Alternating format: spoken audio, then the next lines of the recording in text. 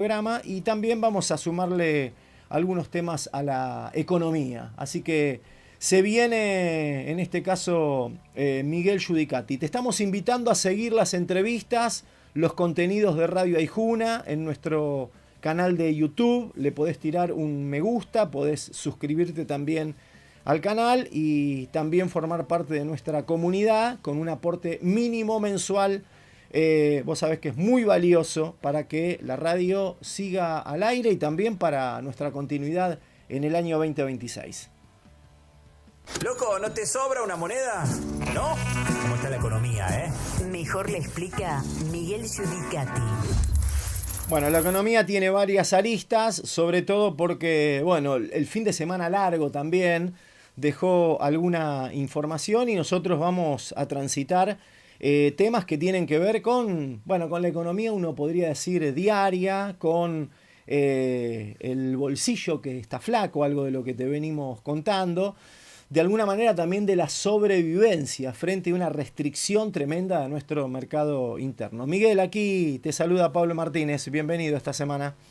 Buen día, Pablo, ¿cómo andan ustedes? Muy bien, muy bien. Bueno, estamos hablando de poner en, como siempre, como en la balanza algunos datos que te muestra la macro y después lo que te pasa en el día a día, ¿no? Exacto.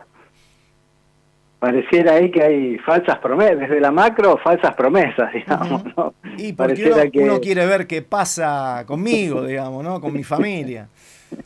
Bueno, ahí desde la macro, si querés, Pablo, hubo un poco de ruido hacia fin de semana y el fin de semana largo. Pareciera que ese segundo apoyo financiero que va a venir desde Estados Unidos, de los otros 20.000 millones de dólares que especialmente venían de la mano de los bancos, de algunos bancos importantes privados, pareciera que no va a ser tal, que esa suma va a pasar a 5.000 millones de dólares en lugar de 20.000 millones de dólares, porque no pareciera que los bancos privados tienen suficientes garantías como para tener el reaseguro del repago de esos fondos que había prometido el gobierno norteamericano, y eso, en teoría, le había dado al fin de semana o fin de semana largo que tuvo las novedades de gabinete económico una noticia tan agradable, porque ya estaban expectantes en que riesgo país bajaba de los 600 puntos, ya había ahí algunas proyecciones de cuánto se podía bajar.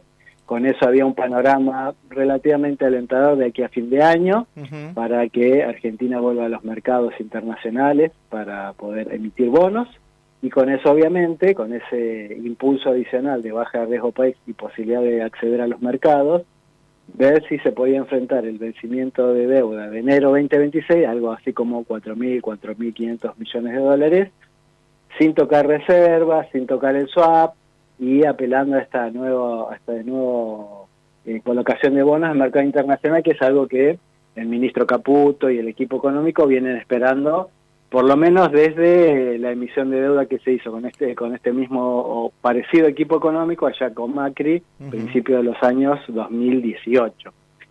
Eso era una apuesta desde el frente macro, digamos. Pareciera que, bueno, las últimas noticias le han dado un poco de sinsabor a ese escenario positivo expectante. Pero, bueno, eso en qué nos repercute a nosotros monetariamente, financieramente, dentro de la micro, del mercado interno, que es lo que más nos preocupa.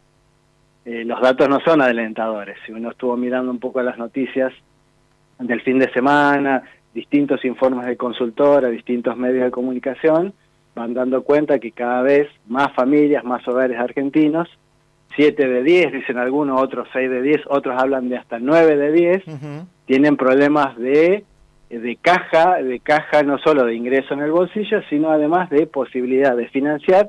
Ya no estamos hablando de compra de vehículos, no estamos hablando de compra de rodados, no estamos hablando de compra de bienes de capital, no estamos hablando de compra de inmuebles, sino que estamos hablando de financiar consumos básicos, de lo que es la canasta básica de todos los meses de las familias y los hogares de los argentinos. Consumos básicos que puede llegar a ser desde pagar impuestos, comprar ropa, comida.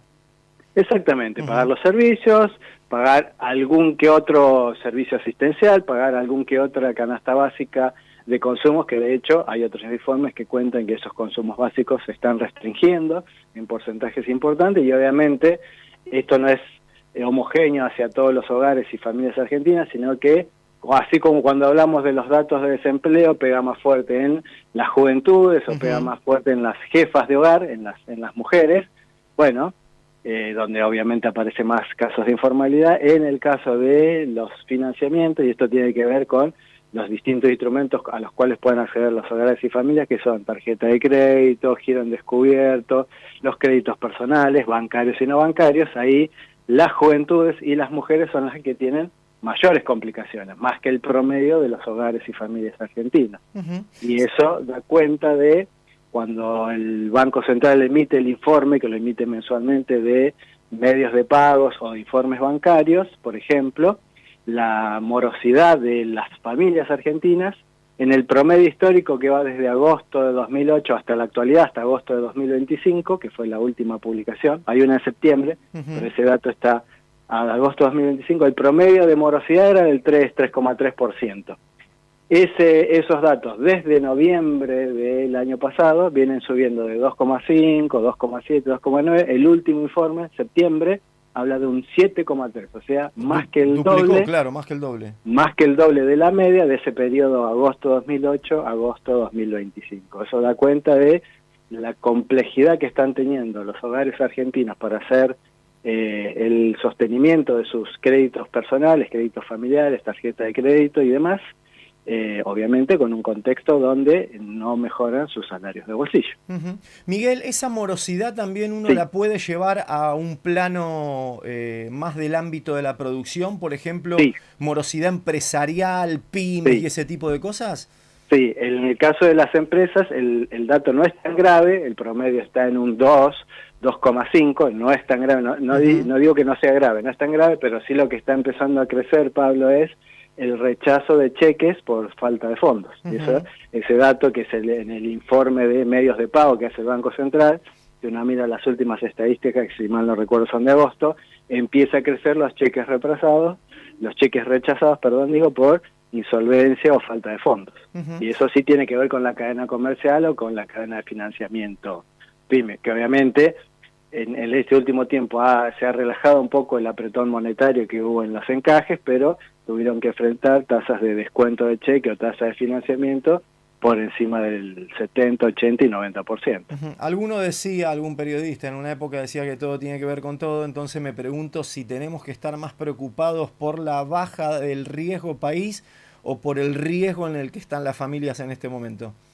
Si uno tuviera que hacer la mirada más integral, obviamente que Argentina tenga un riesgo país bajo, y eso significa que cuando se tenga que financiar o pagar deuda, pague menos sobre tasa, eso es un dato bueno, no es un dato malo. Ahora, si ese financiamiento o ese endeudamiento se usara para mejorar tejido socioproductivo y mejorar capacidades de demanda en el mercado interno, el otro indicador, el de morosidad, sería relativamente menos preocupante, pero como en realidad ese nuevo financiamiento va a ser para pagar deuda previa, nos tiene que preocupar mucho más la cadena de ruptura en los pagos de las familias y hogares, porque eso significa que la dinámica del comercio, de la producción interna, del mercado interno, cada vez va a tener menos indicadores positivos para que aparezca ese esperado repunte, ese crecimiento, el rebote en forma de B corte y demás, que supuestamente el gobierno está auspiciando o está esperando para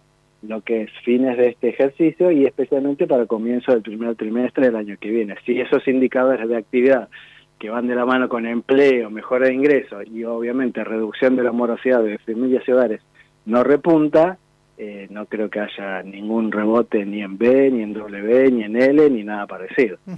Mi última pregunta tiene que ver con lectura de algunos economistas del fin de semana. No te voy a pedir, Miguel, que desarrolles porque no es un tema que habíamos elegido para charlar en el día de hoy, pero me quedó como picando una idea y posiblemente podamos retomar. El economista Rovelli el fin de semana destacó que los fugadores de estos 2 últimos años del gobierno de Milei, posiblemente también de años anteriores, posiblemente sean los que empiecen a reingresar la guita a la Argentina, con esto que podemos decir como inversiones extranjeras, en proyectos extractivistas, lo que da una fórmula que primero sacaron la plata fácilmente, no pagaron un solo impuesto, ningún compromiso con el Estado Nacional, en definitiva con la ciudadanía, y ahora van a volver con ese mismo dinero a formar parte de los negocios del plan económico de Milei sin pagar un solo peso. ¿Hay manera de empezar a ver ese movimiento? A ver, siempre hay manera de ver esos movimientos, tanto de salida como de entrada, en la medida que haya una decisión de política económica o de política de tener un ojo puesto en un control de la cuenta capital, capital financiera del balance de pagos. Tengo la sensación, por todo lo que hemos vivido en estos casi 2 años, Sí. Que ese control puesto y esa medida puesta en la cuenta capital financiera no va a estar presente, que los fondos que ingresen van a ingresar, y obviamente intuyo que si van a ir a sectores extractivistas van a tratar de aprovechar todas las bondades del RIGI, que aclaramos, el RIGI da facilidades que así como ingresan, también pueden salir. Y eso significa que si no hay control de la cuenta capital, difícilmente se puede identificar a ciencia cierta quiénes son los que fugaron y ahora ingresan, y eventualmente, si la coyuntura de ese proyecto no es la tasa de rentabilidad tan esperada, que tengan las facilidades para retirarse rápidamente del mercado argentino. Y de nuevo, si esa, uno podría decir, bueno, esa que se fugaron ahora vuelve para los proyectos de inversión que generan impacto en el empleo, impacto en el valor agregado, impacto en las exportaciones, uno podría considerar, bueno, vaso medio vacío, se la fugaron y ahora vuelven sin pagar ningún impuesto, vaso medio lleno, bueno, en el mediano corto plazo, si fuera posible, genera impacto positivo en empleo, valor agregado, exportaciones, pero me da la sensación que van a ir a sectores fuertemente primarizantes, reprimarizantes, fuertemente extractivistas, que en términos de empleo no va a ser tanto el impacto. Algunos economistas hablan de que ese impacto va a ser entre 3.000 y 5.000 puestos de trabajo en esos sectores para estos proyectos anunciados. No va a generar tanto valor agregado porque en general es exportación de materias primas en estado muy natural, muy crudo, digamos, y tampoco va a ser el mayor valor agregado en términos de exportaciones. Así que me parece que ni va a haber control de cuenta capital para saber quiénes entran y salen, y tampoco su impacto positivo en términos del tejido socioproductivo o encadenamiento de valor agregado local va a generar noticias demasiado alentadoras. Miguel, la seguimos, te mando un abrazo, hablamos la semana que viene. Un gusto y en contacto como siempre. Un abrazo grande. Miguel Giudicati, economista, docente del Departamento de Economía de la Universidad Nacional de Quilmes. Suscríbete al canal de YouTube de Radio Aijuna y activa la campanita para no perderte de nada.